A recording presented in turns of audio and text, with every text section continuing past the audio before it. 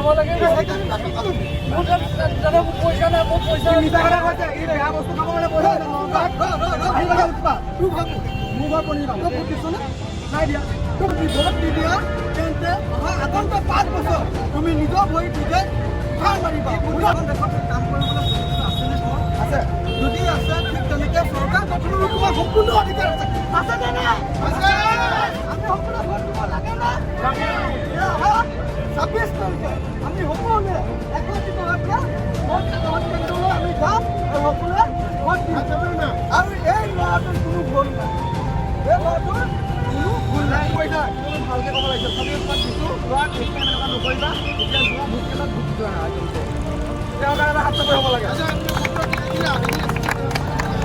আমাৰ অঞ্চলৰ যিজন যোগ্য প্ৰাৰ্থী বুলি আমি নিজে চিন্তা কৰোঁ তেওঁকে আপুনি ভোটদান কৰক আৰু 100% ভোটদানেহে আমাৰ যোগ্য প্ৰাৰ্থীজন নিৰ্বাচন হ'ব আমাক এই মতটো লৈ পেলাই আজি আমি বাতৰি সভা অনুষ্ঠিত কৰিছোঁ